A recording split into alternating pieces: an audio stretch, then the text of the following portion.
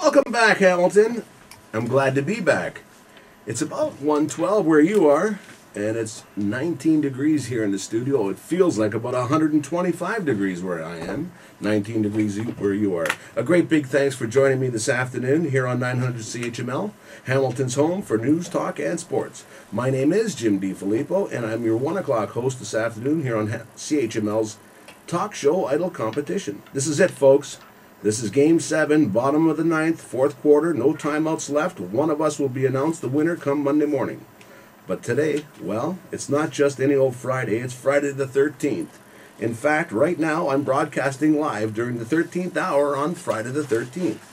Are you like me? Do you suffer from paraskevidekatriophobia? Well, do you? It's the medical term for those of us that may be afflicted with a traditional irrational, or even a morbid fear of Friday the 13th. There's no way I could have done any type of show today without talking about superstitions, yours, mine, superstitions that you may have been raised with or even heard of.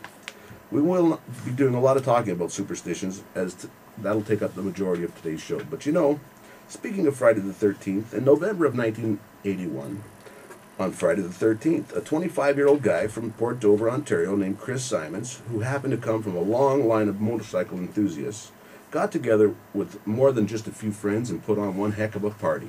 From that day in 1981, a certain tradition was born.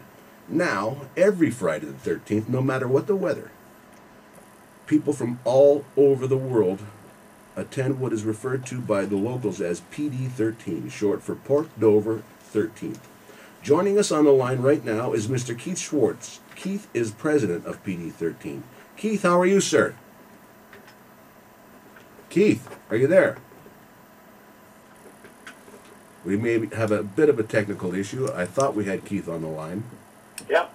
Keith, how are you, sir? I'm there. Thank you, Keith, for joining us this afternoon. You're welcome. Thanks for taking the time to join me on CHML this afternoon. I know you're extremely busy right now, Keith. Oh, we're having a blast. How's the weather right now as we speak? Absolutely perfect.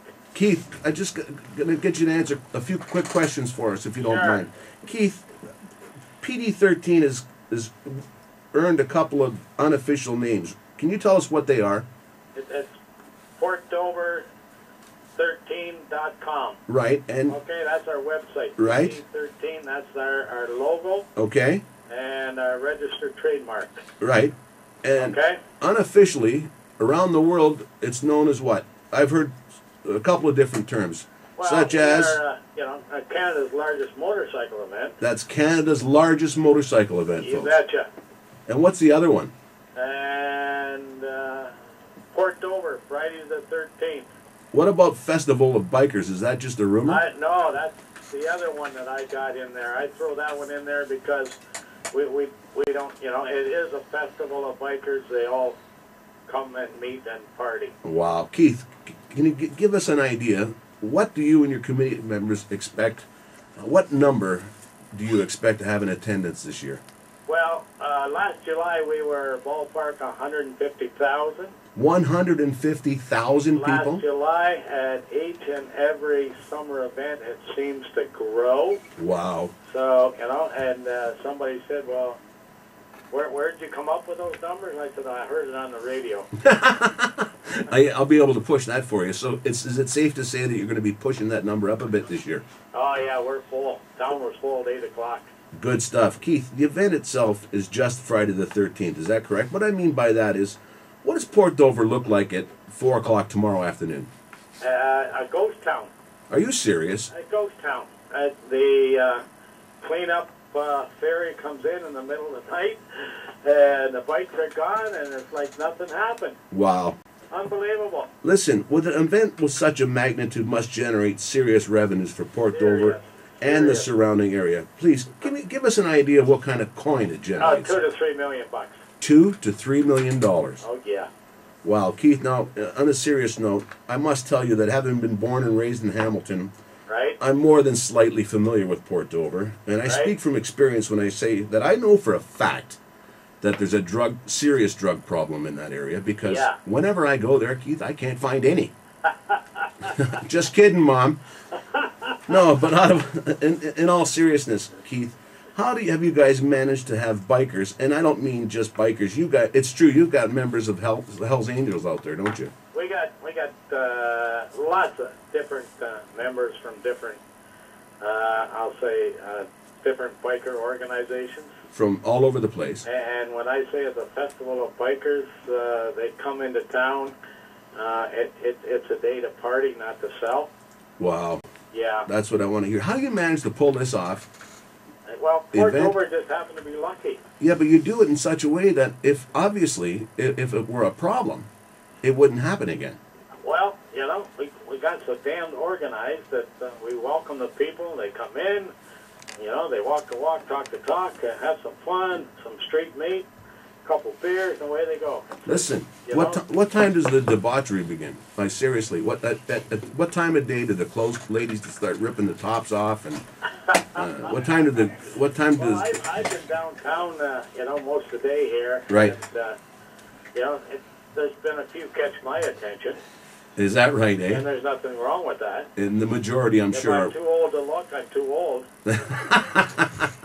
Listen, Keith, quickly, there's rumor out there that earlier in your career on the committee, there's a handlebar mustache story. Would you quickly share that with us? Well, I've had my little handlebar mustache for 35 years. It's a bit of a trademark.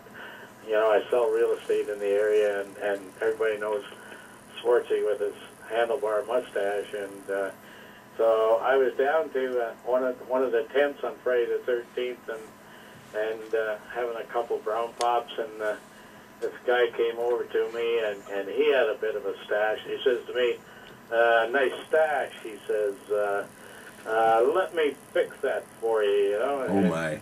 He was only about 6'5", 300 pounds, and dressed in leather, and he reaches in his back pocket, and he literally flicks it open. I thought, my mustache is going, you know. I think at least my mustache. Curling iron. That I could live with. Keith, I want to thank you very much. I know you're extremely busy. Once again, thanks for joining us this afternoon. I'd like to wish you and your committee members all the very best and continued success in the future. Hey, another time I can assure you I will be there. Well, good luck. Thanks very much, Keith. We're having fun in the port.